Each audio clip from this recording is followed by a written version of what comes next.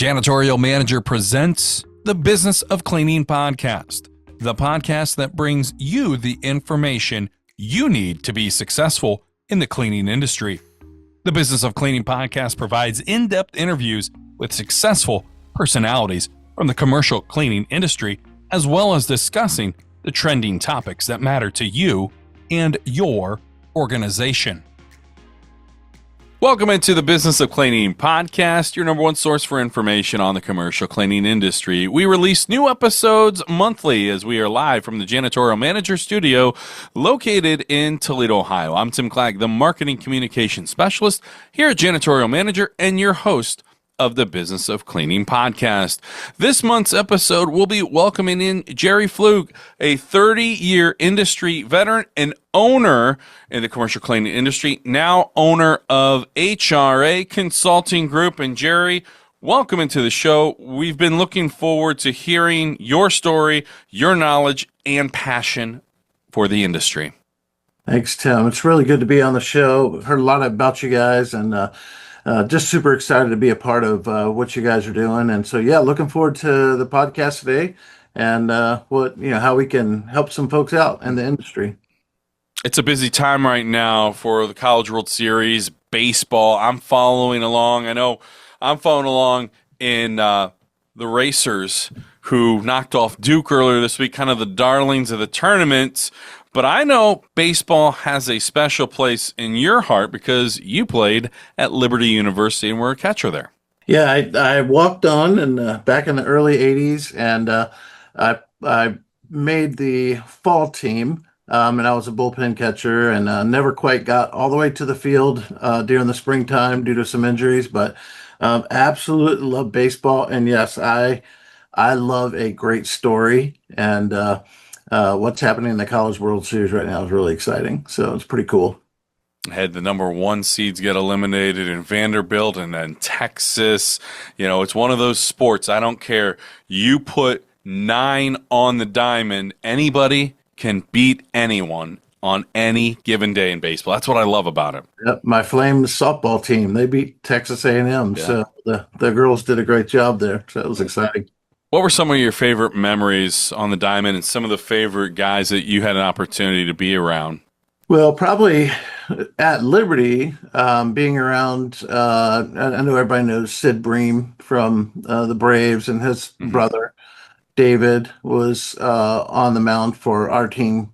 He was a senior when I was a college freshman, and just being around him, being around Bobby Richardson a little bit, I wasn't around him a ton just because I was, in the second half of the roster. So, but just hearing and being around that, I think probably my favorite part of baseball was high school baseball, because I had a blast. I just had an absolute blast building camaraderie with teammates that are now lifelong. They're just lifelong friends, and I enjoyed it. I enjoyed the game a lot.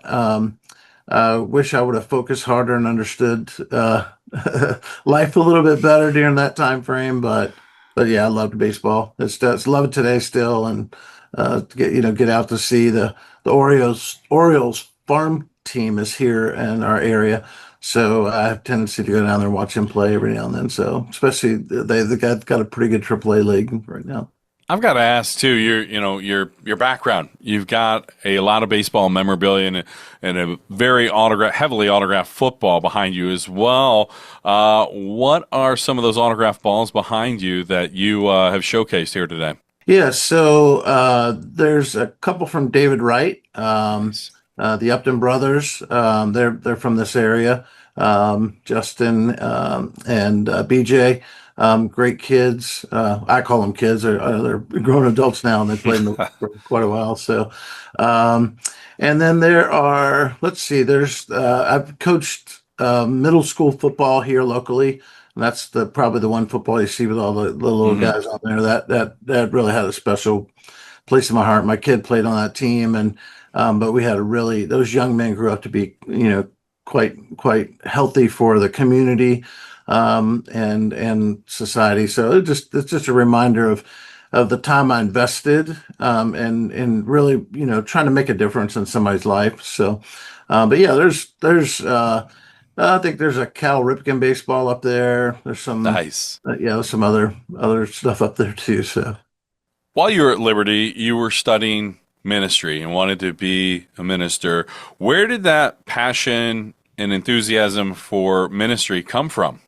well, I think I really wasn't sure where I was headed in life, and just answered that call and decided, this is what I need to be doing. And when I left school, I didn't finish my degree at the time. I got that later in life, but just was really struggling. What do I need to do with myself? And that ended up being an area that I found myself very drawn to helping people win. Mhm. Um, and if you know anything about just life in general, it's a great opportunity to help people see that there's something beyond this life. Mhm. And I just enjoyed helping people and serving people. And I felt like that was a really good avenue. To be able to do that. It's a special thing. It's a special calling. It's something that's very important in my life. And so I spent many years doing ministry, and was very grateful for my time to be able to do that. So And you're a very dedicated family man as well. And when some family got sick, that's when you kind of decided, hey, we're at a little bit of a crossroads. I need to look at maybe new opportunities, bringing some more money. How did that curveball allow you to find the cleaning industry at a time where money was very important and crucial? yeah, so I was serving at a local church, and my dad got sick, and so it changed just the trajectory of life for all of us, and decided I was going to try and make a difference and help them to finish strong in life.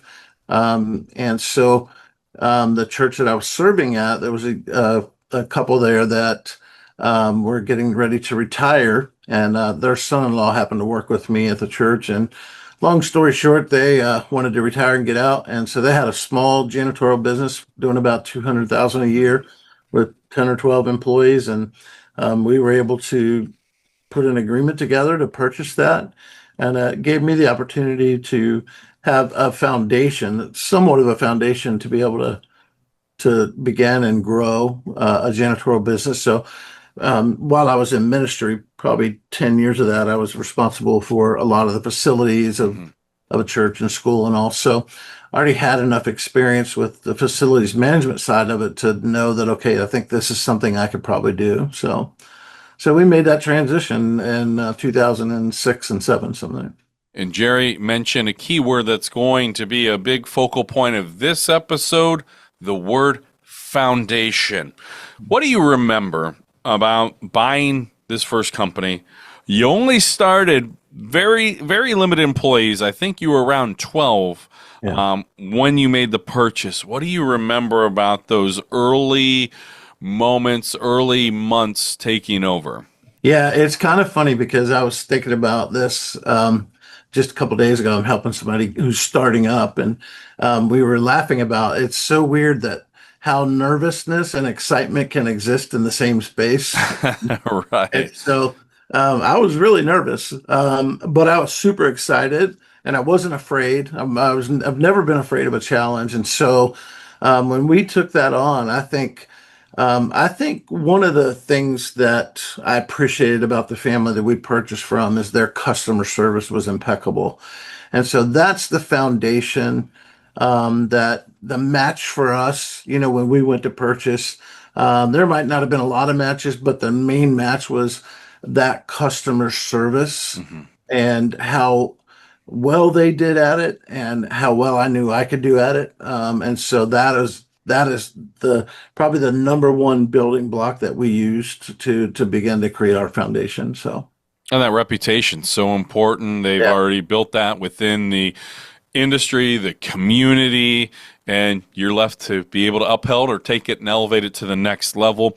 You absolutely. know, in our conversation, you'd mentioned one of my goals is to help the incoming first time owner that's reaching out for coaching not make the same mistakes I did. What were some of those biggest challenges and struggles that you went through when you took over that business?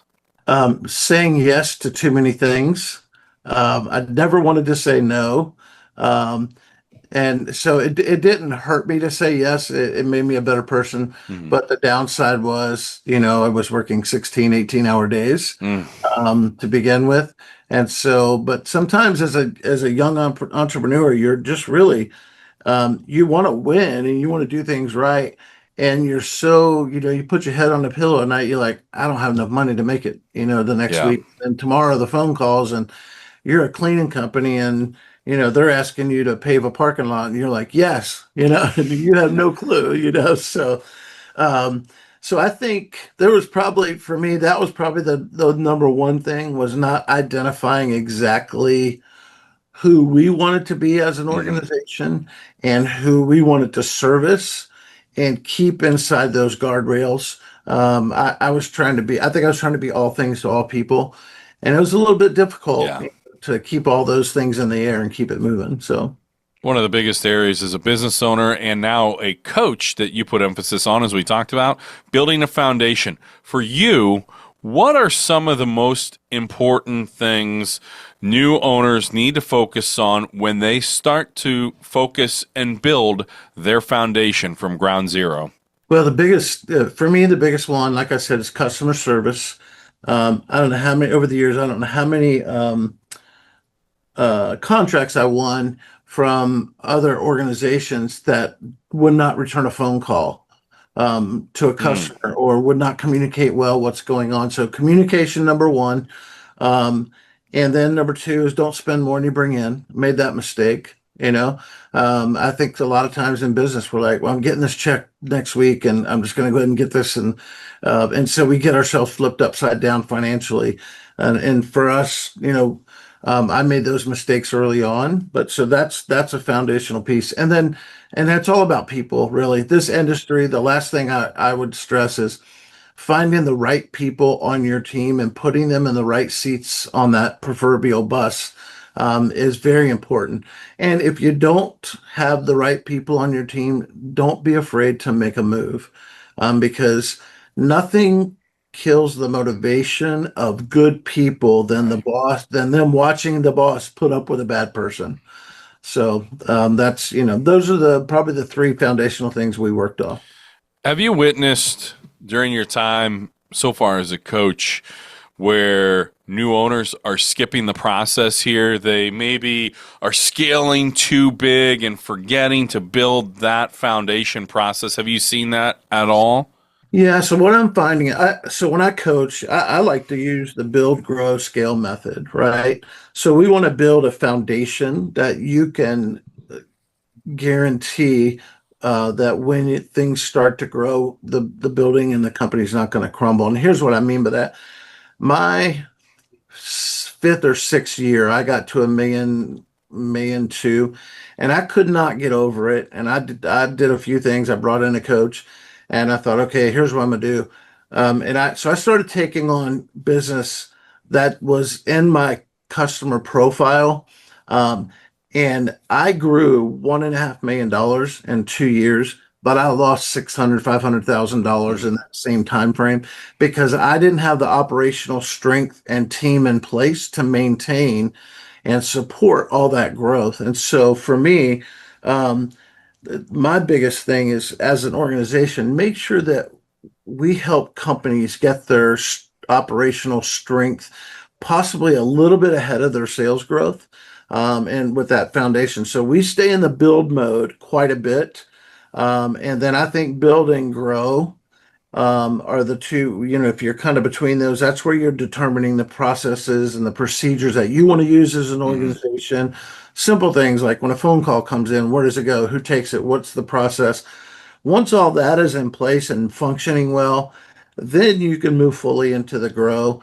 And those things, once you're growing and everything becomes repeatable and it becomes scalable, you can move it. You can take the playbook, right, and move it to the next location or region, and scale that way. So that's kind of what we're coaching people on right now. Tim is that build, grow, and scale, but not getting over your skis too Yeah. quickly, but really working hard on that build stage and getting a strong foundation, and mainly in the areas of finance, HR, and operations, but operations being the biggest one, because you've got to have that support to be able to grow. You mentioned something too that I think might be a little bit overlooked. Hearing some new business owners don't have a business profile, or even know what that is. Can you kind of expand a little bit upon that for maybe some of our newer business owners in the cleaning industry? Yeah, yeah. When you come into the business and you're, deciding who do you want to service? Is it going to be office medical space, private schools, daycares, banks, um, or is it going to be an industrial manufacturing? Because I try to coach and train people that if you decide do everything in threes, right? Mhm. What are your services? What's your product ladder going to be? Well, ours was janitorial, final clean construction, and floor care tag work. And so those are the three areas we worked in. Well, who in those three areas are we going to identify as? And I think for us, we were well, I know for sure it was Class A medical, Class A office space, office medical, and private schools Mhm. is kind of where we landed the plane. And those are the people we focused after, and that's the people we went after. And our training programs, all that were developed around those ideal customer profiles. Now, look, I make it sound really good and boxed up and nice and pretty right now because, it took 19 years to get there, Right. but the right people on the right bus, on the right seats on the bus, and helping us put that together. And so it took me 19 years. I'm trying to help people do it in their first 2 years to make sure that they service the people that they know they can do really well Yeah. at. Because if you have an office medical space over here and you're doing industrial over here, that's a vast valley Yeah. of training and cleaning styles and all that. So really kind of trying to push people to understand who they want to service, and make that part of their foundation. You had mentioned when you took over, the company already had credibility. You continue to build upon that. But how, if you're a new owner where you are starting, you didn't buy a business from somebody else, cleaning company from somebody else, how do you start building that credibility with prospective clients when you are just starting out? There's a great book out right now called Unreasonable Hospitality. And I love it. It's a wonderful book. And it's just about a restaurant guy in New York City who just decided we are going to be the world's number one restaurant. And that we're going to do that through unreasonable hospitality. And so for me, um, it would be that um, unreasonable customer service, communication, um, and being true to your word. If you tell somebody you're going to do something, do it. If you're going to be there Right. for a customer, be there. And so I think in our industry, I'm not saying it's this way now, but it has been plagued with failure. Um, it was what 65, 70% of the companies that were created in the last 15 years were out in 2 years. And I think it's because it was a failure to put those foundational customer service things in place. And so I'm trying to help these new folks that are coming in build that foundation to where they, make sure you got great customer service and communicate. For our company, it was law in our company that if a customer or an employee called, you answered the phone as quick as you could. If you couldn't answer it, you had to call back in 30 minutes. That was the law. And we treated our employees and our customers as a management team the same way. I wanted people to want to work for us. I mean, pay is the pay, but I wanted people, if they went to another company, to go, yeah, they don't treat me right here. I'm going back to where, to where Jerry is. And Yeah. so, so those are some foundational things as new um, people coming into the industry. I would encourage them to stay on top of. So, And sometimes there's some tough and difficult conversations that have to be had. For instance, you know, there are sometimes not all perfect customers, not all perfect clients, okay. right? So, for instance, how How would you, or how have you handled a customer that is wanting something done outside the scope of work that's not only been agreed upon but signed by both parties, and well, they're wanting you to do some extras Mhm. for free? How do you handle that? Especially, those are tough conversations. Yeah. Maybe new owners haven't had to deal with that, and maybe aren't comfortable yet having those conversations. Yeah, so I will tell you, it all depends on what it is. We try to make ourselves very sticky with our customers. Just an example, walking a medical building with one of our larger customers, and we were supposed to be doing an inspection, but they were so preoccupied with a lab that needed a refrigerator. And this guy was trying to walk with me and get a hold of somebody. I said, "Hey, hang on just a second. What kind of refrigerator do you need?" Um, he said, "Well, I need this. Why?" I'm like, "Well, let me make a phone call real quick." And so I called a friend that works at one of the appliance centers here, industrial appliances. And I said, "Hey, could you take care of this for them?" And he said, "Sure, I'll have it there this afternoon." Right. And so that's the kind of customer service. I took a Yeah, problem off of his plate. And so when you talk about doing things that you want, that the customer might want for free, um, it's something you just have to weigh, depending on how much value you put into offering stuff like that or agreeing to stuff like that.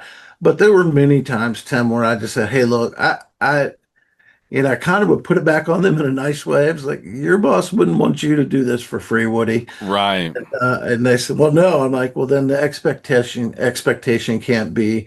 Now, if it's a building owner, or the person that owns the building, and it's something that's minuscule or whatever, I may knock it out. I'm not gonna, And I knew in the back of my mind what my profit margin was in pretty much every building or where I was. But that being said, there's been some customers out there that I fired as well because they wanted me to do stuff for free all the time, and I'm like, I just can't. We're not a good fit anymore right, because I'm at 6%, 7% profit, and you keep, "Hey, can you hit that spot in the carpet, Tuesday night?" And I go in and the whole hallway is trashed, and then you want me to hit one spot, it's going to make it look right, worse. So there are some customers out there that if they're not a good fit, don't be afraid to cut ties. It's hard to do. Man, is it hard to do. But I would, I would just always weigh those things depending on the situation and what it would entail. But most of the time I would push back enough to say, "Hey, I'm gonna be as tight as I can with it, but I have to charge you because I'm paying." right. This business is labor. It's Hmm. labor, and so you have to keep that in mind. And then if you do have that trusting quality relationship with them, leads to more opportunities for more add-on work, which can certainly, put more money and, help your bottom line. For instance, up here, snow. We haven't had any recently, but add-ons, shoveling the walkway, the paths, and spending a little bit extra time maybe on the rugs that lead into. So there's an opportunity if you have that tight chemistry, that relationship, you can get add-ons pretty easily, I'd imagine. Yeah, so the flip side of that story is I had a customer. It was a banking system, wonderful relationship. We'd walk in, our employees would walk into the bank, and the teller line behind there would be dirty on the floor, needed carpet cleaning. We didn't call them and say, "Hey, we just did it. We got it done and sent them the bill," because we knew and understood our partnership with them, Hmm. and we understood the image that they were trying to maintain in our community, because they were a community bank, and we loved our relationship with them. Matter of fact, I would say right now the thing I miss about the business is the relationships like that, to where I knew they had our back and we had their back. And so that's making yourself that kind of sticky. There can be a lot of benefit to it. And if you become the chief problem solver for that organization, they're going to lean on you for a lot of stuff. How important is having that key recognition, as you were talking about there, where it might be the same one or two people in that building to build that relationship rather than, hey, Tim, I'm going to have you go in there Monday, Jerry, you're in there Tuesday, and you're flip flopping people around. How much more beneficial is it to have that consistent face where I'm going to be in there, cleaning it maybe 3 or 4 days a week? Well, I think relationships are big. Matter of fact, one of the ladies that when we first bought our company, she had been with that previous company for probably 15 or 20 years and went all 17, 18 years with us Wow. in the same building. And listen, she got more from her customers than she did us in Christmas bonuses and year-end Oh bonuses. my goodness. They Wow. would they would bring her to parties. They would bring, but bless her heart, it just got so it got so hard for her. But she still goes, and the company sends somebody over every now and then to help, kind of tighten things up for her. Mhm. But she is like gold, and I think about her all the time, and how that relationship um, is so strong. It's cemented our company into that organization. And I mean, she went to Christmas parties, she went to summer picnics, and they called us one time and said, "Hey, don't worry about sending somebody over. We're sending her on vacation on us.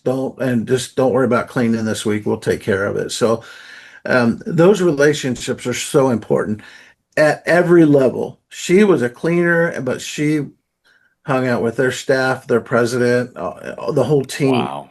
And so that's a great example of that. For us as management, I tried to make sure that I was involved in my top 10 customers' lives on a monthly, weekly basis. That Mhm.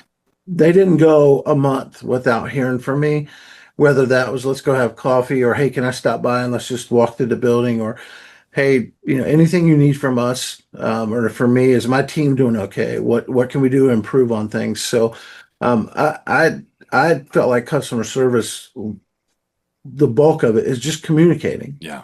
and, The and the seeing where you are. Yeah. the day and the age of, well, out of sight, out of mind, no news is good news. That's No. not, That is long gone. yeah. Uh, No news is not good news. No news right. means you're probably getting bid against. So, and if you Uh, don't get invited on the walkthrough, that's even worse. So, We're talking with Jerry Flug, owner of HRA Consulting Group and former BSC owner, over 30 years of industry experience. Uh, when you took over your company, we mentioned 12 employees, you grew it out to over 250. You eventually made over 6 million profit. How long that process as a whole did it take you to get from point A, 12 employees, to 250 employees and to expand and growth up to 6 million in revenue? So I would love to tell you that I did it really well and really quickly, but I didn't. On I think from my initial year to about 3.5 years, I got from 200 to a million, million two. Then I kind of got hung up at that $1 million mark, like most companies do that in Right. this industry, and I couldn't figure out how to move forward. I might have got to 1.5 million, but from there, it was just tough. And so eventually, I hired a coach who came in. They weren't in this business; they were just a small business coach. Hmm. And I discovered this, when you're a business owner, you think you're Superman, you can do it all, right? And I discovered that there's this word called capacity, Hmm. and Yeah. everybody has a ceiling, and you can only do so much in a day. And so you have to begin to unpry your hands from this baby that you've birthed and that you growing up and allow it to expand and build trust and accountability to other people on your team. And so we began to do that. And from year three to year eight, nine, I was stagnant in that 1.5, 2 million. I could not. It's because I wasn't willing to go ahead and say, okay, I need operations manager. I need I need I need a finance person, I Yeah. need an HR director. But year 8 or 9, I finally committed myself to going, okay, I've got to get the right people on the bus. And so we went through some processes to identify who those people would be. And we started bringing them in. Mhm. We made the operations manager the main focus on getting that person in place. And then HR was next. And so when we did the operations manager I was about two and a half, about 2.2 million. When I brought an operations manager in and I gave her complete control of operations, our company went from 2.2 to four and a half, Wow. like that. And within 3 years, we were there. So I would say from that 2.2 to 6 million was about a 5 year period. And during that period, I decided what boxes we needed to run the company and like HR, finance, operations, sales, and marketing. And at that time, IT was really getting involved. So we kind of created that box. And I worked in as the CEO, or as the president, I worked in one of the boxes. My wife was a CEO and she worked in the finance box until we could hire someone. And in that, 15 through 17, 18 year, we were actually filling the roles that we were supposed to be doing. And we had all those boxes moving. Wow. And so you have to realize as an owner, you only have so much capacity. Hmm. And I think, Tim, I think so many people, the reasons that companies don't get past that threshold is they're not willing to let go and A little bit realize of that little bit of an ego where I can it do it all. I can, don't need help. yeah, And it what? can be, or sometimes it's people just don't know. They have an Yeah. aha moment. Like somebody's going to listen to this podcast and they're going to hear me say that capacity word, and they're going to be like, "Oh, I didn't know that," because I Yeah. didn't. I thought I was Superman. Right. I'm dropping the kids off in the morning and I'm running a multi-million-dollar business and making it to ball games but I'm at a ball game and I'm on the phone the whole time. Mm.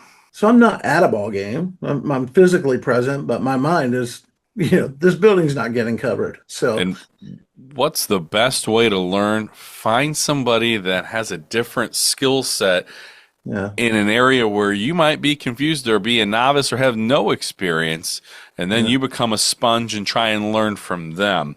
yeah, yeah, absolutely. Understanding your pricing strategies can help you maximize your cleaning company's profitability. What key factors should cleaning business owners consider when they're starting to develop their pricing strategy?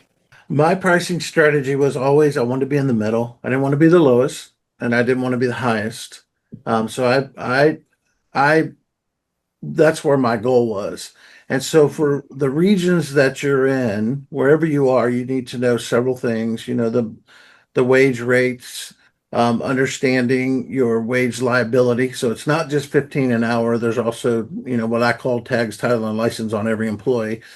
And so understanding your wage rates, but most of all, understanding your overhead. I'm finding Yeah. this in the industry right now with some of the people. I'll ask the question, do you know what your overhead is? And people are like, oh, I don't know. Well, it's probably 20%. And I will say to them, so is it 20 or is it, I don't know, or is it 10? And Right.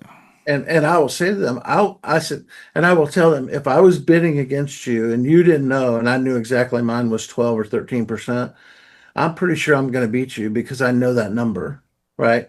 Hmm. And so I'm actually coaching people right now with a formula. It's a simple formula. It's just all your fixed expenses for the month. And knowing what your fixed expenses are, and knowing and understanding your overhead, helps you become very competitive. And if your overhead is too high, knowing where do I got to get to Hmm. be competitive? Because the labor part, every time, when I've been out of a job, I try to make my labor land at 55, 56%. That's just the way we looked at it. And so understanding overhead, I'm finding Hmm. is something that people just don't know.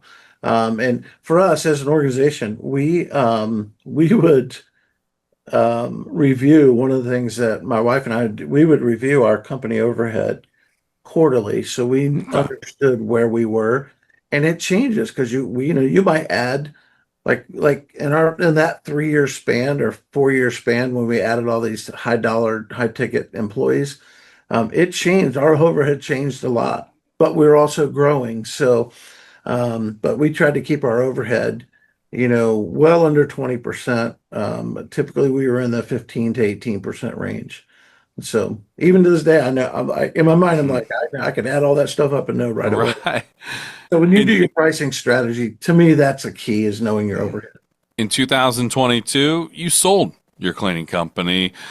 For you, what decisions went into, hey, we're ready to sell, and how difficult was it to find someone that had the passion that you have, and the respect for everything with what you did for the business? How difficult was it? Because you always hear the phrase, "We want to leave any opportunity better than where you found it," and you certainly expanded upon where the prior owner did. So how tough was that, and what led to those decisions of selling your company? Yeah, so Tim, I'm very fortunate. I didn't have to go out looking for it. It came and found me. And here's what I mean by that. There's a couple young guys that we were somewhat competitors. We knew of each other here in the region. Um, and if I said their name now, people in the industry, they know who they are. But they reached out to me one day and said, "Hey, we'd love to get together and talk and maybe mentor, see if you could mentor us or guide us." And so our first time getting together, one of them made a statement. We love what you're doing and we love how you're treating people and we're hearing all kinds of good things and we Hmm. kind of be like you. So we had like-mindedness and integrity and faith and all those things that I felt like were important to be involved in that. And so just began to friendship. And I'm an open book in this industry. 20 years ago, 15 years ago, it might not have been that popular, but I would go to industry events and be like, well, what does it cost? How come we don't share that stuff? Right. So it's probably a little bit of a dark horse, but with these guys, I'm like, well, here's what I'm charging, this is what I'm doing. And so our friendship and the relationship built over about 2 years. And then this was all through COVID. So we're in the middle of COVID and, the industry became rock stars, to help Yeah. the industry get through COVID. And so we were between our two companies and another company, we are all swapping gear and trying to help each other get stuff and be successful. And we just built a really good friendship and relationship. And there was a lot of like-mindedness there. And so they approached us and asked, "Hey, we really want to grow." And you know, it was. I think it was. I think it was somewhat flattering to say it might have been their game, or, their sales pitch to me, but after now where we are in a relationship, I know it was just genuine, but they were just like, we want what you have, and we're trying to build that, and we think we are in a position where we'd like to buy if Mhm. you're interested. And at the first time around, I said no, wasn't interested. And then the second time, after we got through COVID a little bit, it was apparent to us that it was, as exciting and as beneficial as COVID was to the cleaning industry, it was Mhm. exhausting. Yeah. And I had promised my wife, who had come over from her, previous career at NASA, she came to work for us. I said, when we decide to sell, you can retire, and I'll probably semi-retire. And so it just worked out to where these guys came back and said, "Are you ready?" And I said, "Okay, let's look at it." And so it was great because the the the the purchase and the merging of the two companies, I feel like went pretty well initially. And they had a lot of bumps in the road they had to work through, but operationally, HR, finance, all that stuff was fairly smooth. And so it was a good thing for us. So when you say, I always feel because I know you have to go out if you want to sell your company, you got to go out and shop it and find somebody to do it. It just worked out for us that these guys were here, and that's what that was one of their paths to success was, mergers and acquisitions. And so it's worked out great. And I, you know, I can't be any happier for the folks that were on our team because I think these guys are, everybody that was on our team and that management team Hmm. still with the company today. That's So fantastic. if that tells you anything about, kind of our friendships, Hmm. so What were some of the more difficult steps you had to follow to complete the sale of your company, your business? anytime you sell something that's yours, you have to remember it's business, it's not personal. Hmm. I think on both sides, we both learned a lot about ourselves. Um, and we both built really good companies. And so it's hard not to take the price offensive or, you have to see it as an entity, as a widget, as a thing that yes, you've developed, you've grown, and you've operated, but it's still a thing. It's not your identity. It's so I think for me, the toughest thing was trying to be okay with, where we settled pricing wise. And then for me, I think the hardest thing for me was the relationships that we grew and that we Hmm. were part of. Um, it was hard to let those, when I say let them go, I don't mean let them go forever. I just mean on a daily basis. But listen, I have two managers that work there every Christmas, Thanksgiving, birthdays, holidays. Hey, Mr. Jerry, we love you. Thankful for you. Thanks for giving us a chance. All the people in the office, the management teams, and all. I still have great relationships with all those people, and the guys that own it. I have a great relationship with them. So, but that was probably the hardest was acknowledging that this widget, Yeah. it's an entity that you made happen, but it's not personal. And so if you can do that, I think that's a big thing.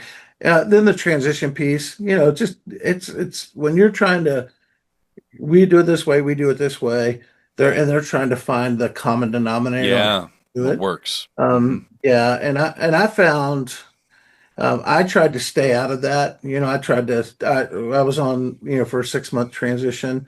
And I, found myself hiding in my office because they're like, well, they want to do it this way. I'm like, go talk to them because they own it, And so, Right. I try to be very careful with that. Because I want to be very respectful because the guys are sharp. They're very sharp, and I was very much a people person, people pleaser. But I lived by the rule, don't mistake my kindness for weakness. Yes. And I would move the world for you, but if you didn't do what you're supposed to, I was gonna bring you in and tell you you need to get that straight. So yeah, hope that answered your question. It was a little bit of a different scenario for us. So You're only out of the industry 6 months, but your phone's still ringing off the hook. Got people calling, asking you questions, looking to you for advice. How soon did you realize, you know what? There's an opportunity for me still to stay linked to the industry, help people out, and become a coach in the industry. yeah, so it didn't take too long. I was, like you said, about 6 months out, and I'm getting phone calls from people, and some of them knew, and some of them didn't know that I was out. And I would just offer whatever I could do to help. And then I thought, and I said to my wife one day, I said, I'm not super bored. We've got stuff going on, but I really love this industry, and I want to see it win. Hmm. And I want to see professionalism raised, not just listen. It's easy to be professional when you're a 20, 30, 40, $50 million company. Very easy. When you're 0 to 5 million, and you are wearing, slacks and a dress shirt during the day and jeans and a company t-shirt at night to go work, Right. it's hard, right?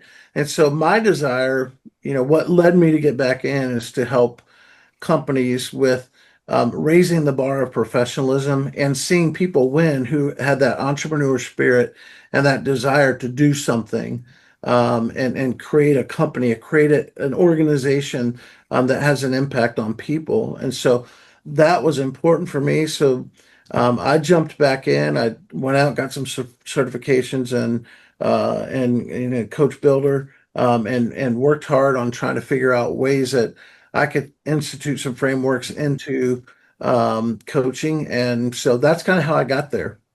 You mentioned the word passion and helping people win. Where did that kind of start to resonate with you, and why is that so important to see people win, potentially people who you've never met? Because that's something Yeah. that's a pretty rare quality. Yeah, it's my kids say I'm a crier. I try not to be, but I am. So, I found I, that out. I've got a 2.5 year old, and yeah, I'm since becoming a dad to a daughter, I'm kind of a softie now. yeah. I love a triumph to or tragedy to triumph story. Yeah. Um, the videos that come on, or when somebody's won or something good has happened in their life, or they've had a rough road and things have transitioned out and they're doing really well. And so that passion, I just am so thankful for the opportunity to be able to help people. And so it drives me. It really does drive me to help. One of the greatest stories I think in our organization that, we didn't do this early on, but we started to about midway through, we realized no wonder we can't keep anybody working. These people are working two or three jobs. They Yeah. don't spend time with their families. They're having problems with their kids. And so I'm like, we got to figure this out. So we kind of instituted, it wasn't organized at the time, but now I have it all organized and give to people all the time. But it's a program to move people from cleaner into management over a 2-year period. And it covers everything from, basic cleaning to floor care to understanding timekeeping, finances, budgeted versus actual. And it goes through a program. And so we had the opportunity to take, uh, you know, we probably had 25 to 30 people in that process, and we saw several finish it completely. Matter of fact, there's two that are still with the company today. They're in the management program, and one Nice. of them, she came to me and said, "This is where I'll try not to get emotional," but she goes, "I want to get out of where I am. Me and my husband don't like where we live. We want to make a better place for our kids." And I said, "Well, we'll help you. Let us do it." And so I think she started out at $8 or $9 an hour, and today she's probably 65,000 dollars a year. Wow. That's fantastic. Yeah, they were able to buy a house. And when they got their first house, she said, "I just can't wait for the day that I can put inflatables in the yard for my kids and when they come home." And so I knew they were closing on their house, and so I snuck off from the office and I ran and got some inflatables. It was Halloween, so I got a bunch of inflatables and put them in the front yard and turned them on. And when the Nice. kids came home, she said, "I just bawled for an hour," and so that was to us that's the kind of feel good story. I want to see that in our industry. I don't want business owners to look at people as I guess Mhm. commodities or what. I want them to look at people as people and know that, if you're committed to working two or three jobs, let's do something to help those people get to where because it's an effect that has on our Yeah. community, right? And if mom and dad aren't present in the home, and those kids grow up and there's no direction or guidance, and the next thing you know, now they are becoming business owners and they don't have that Mhm. factor, right? That impacts how businesses run. And I just think it's a cycle that we can help break up. And there are people in this industry, they want that. They just want the little bit of guidance to do it. And we just have to be willing to acknowledge and see that. So our company was very much, listen, we'd have people leave our company for a dime an hour, and they go and work somewhere else for 6 months and come back and say, "Hey, I'm sorry, but they don't treat us right. They Yeah. talk down to us. They talk." And listen, I had an operations manager that wasn't the greatest of people. It didn't last long. He was wonderful, absolutely wonderful, at running the business, but his communication skills were just not there. And so I told people all the time, how you talk to your employees is the same way we're going to talk to our customers. One area that stuck out when we kind of had our discussion was helping companies set up their business to protect themselves.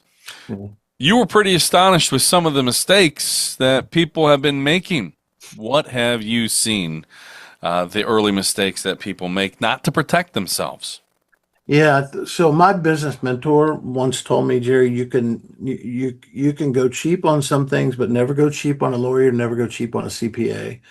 Get the best out there. And so we went that route, and my lawyer helped us set up a, a S corporation that protected our personal life from the business life, especially when you have multiple, when you're a service company and you provide labor and staffing.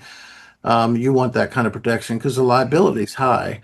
Mhm. And so I'm surprised at the number of organizations right now in the industry that are just a LLC and their family assets, all of it's just wrapped into it's all exposed. Oof. So it makes me very nervous for people. And so one of my rules of thumb when we're talking about, you know, setting up a good foundation Yeah. is I will make sure that they are protecting themselves well.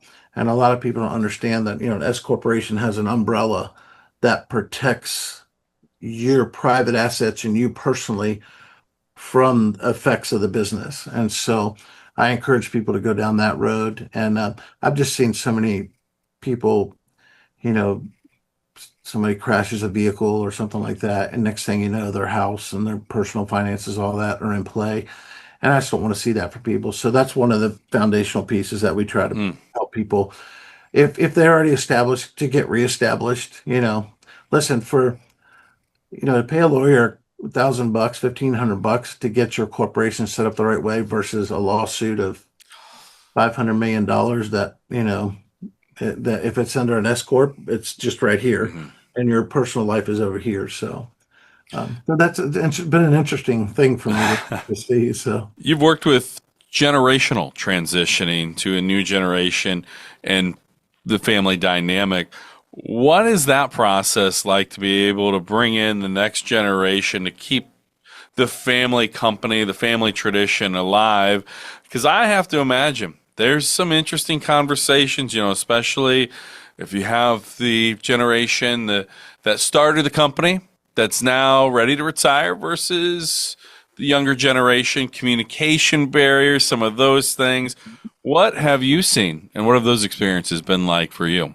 So a couple things were popped. The first thing that popped in my head, the best transition from generation to generation are grandkids. So if you have a grandkid and your son and daughter want to take over the company, it's much easier because you can focus on the grandkid and then let them take on the business. So it's a little lighthearted, but it's true. So I have a couple of clients that are like, I'm just going to go hang out with the grandbaby today. I'm like, well, you're making this very easy on us. So, right.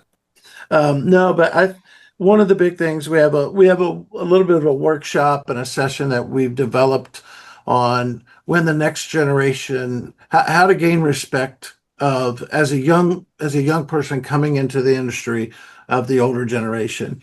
And it's just simple steps, like how do you communicate? How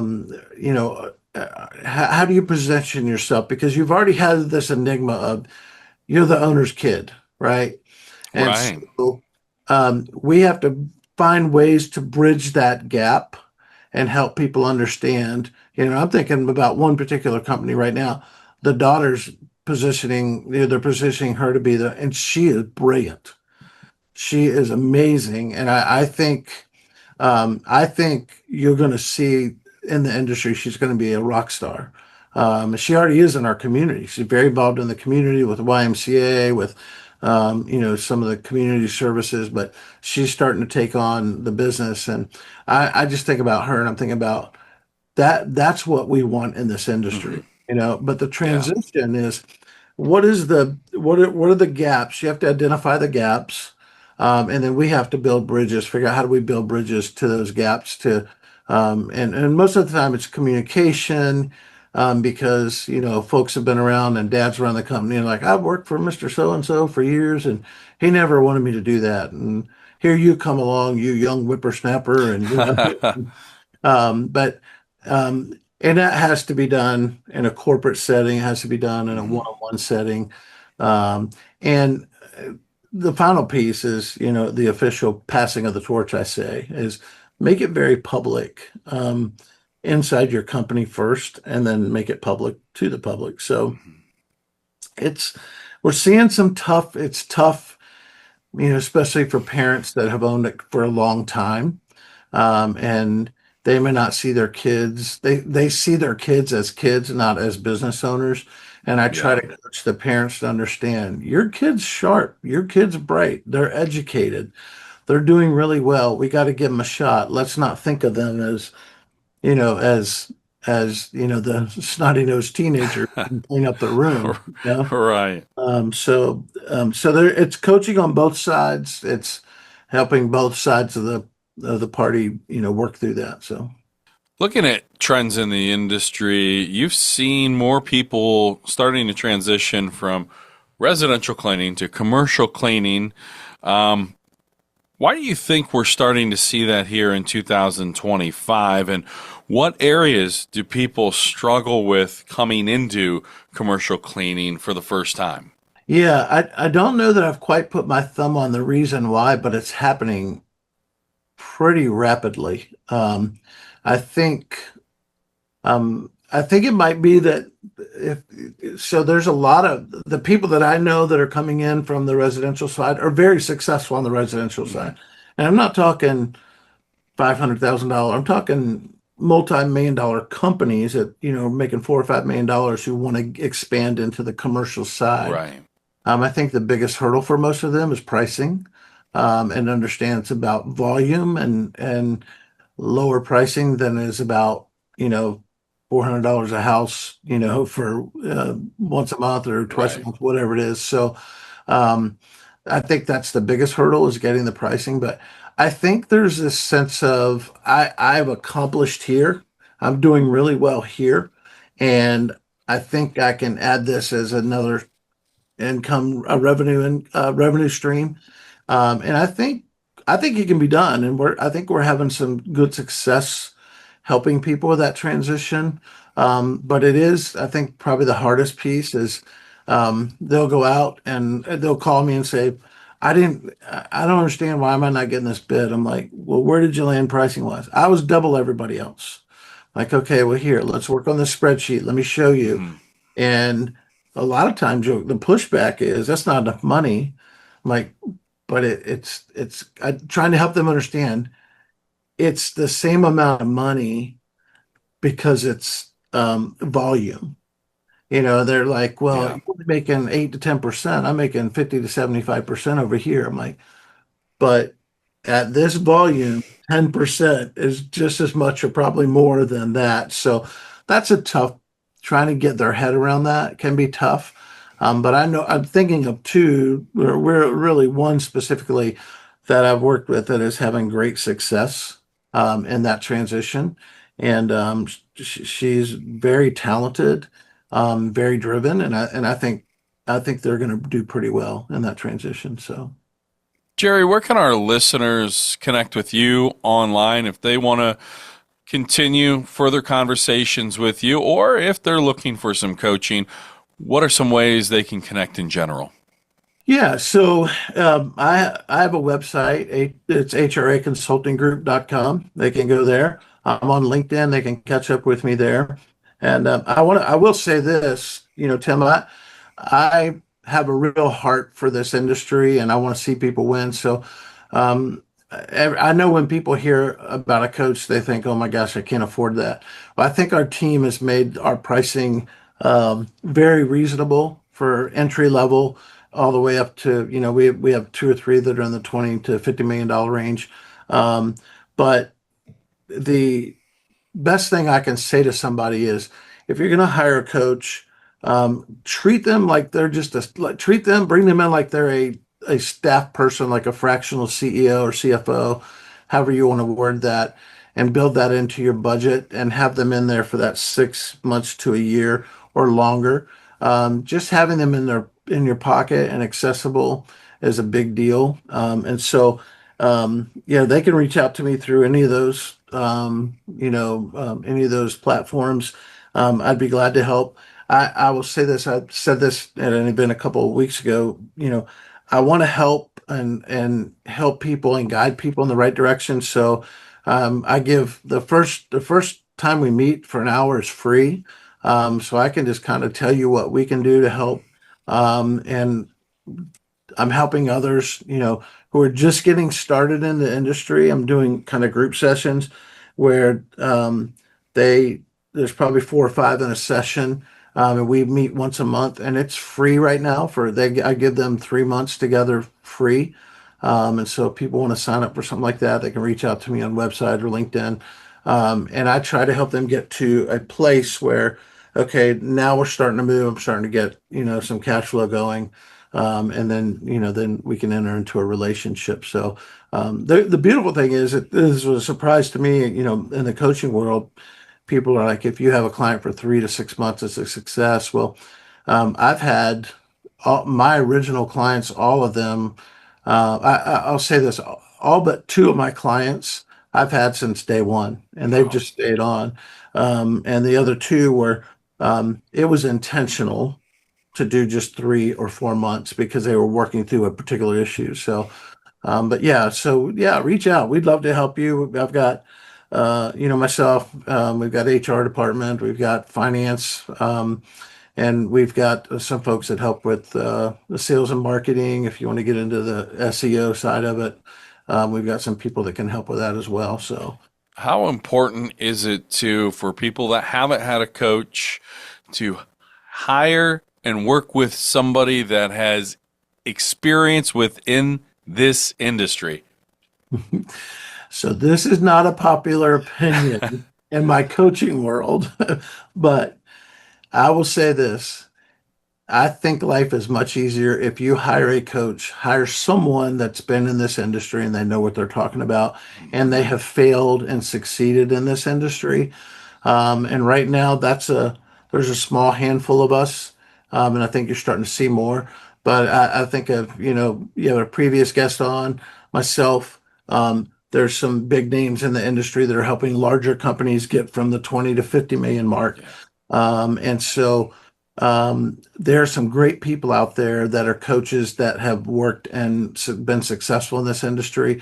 And um, I think the benefit of that, it can't be monetized, to be honest with you. Yeah. One of my customer, that she hooked me up with this other guy and said, "Hey, this guy needs your help."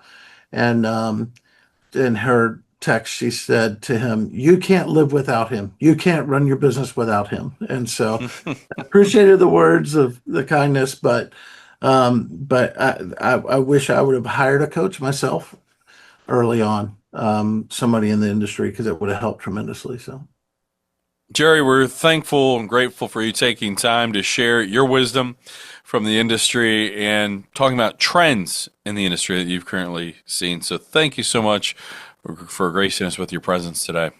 hey, listen, I appreciate what you guys are doing, and getting the word out there, and helping people in the industry. And so, like I said, we love to help. So any way we can partner with you guys or any of the companies that are out listening, please let us know and reach out to us. And we'll be glad to see what we can do to make things better for you. Jerry, appreciate it. That will conclude this month's episode of the Business of Cleaning podcast. Be sure to subscribe to us on Spotify, Apple Podcasts, Amazon, or wherever you get your podcasts from. Also, be sure to leave us a 5-star review and your comments. From everyone at Janitorial Manager, our guest, Jerry Flug, I'm Tim Clagg saying so long. Until next time.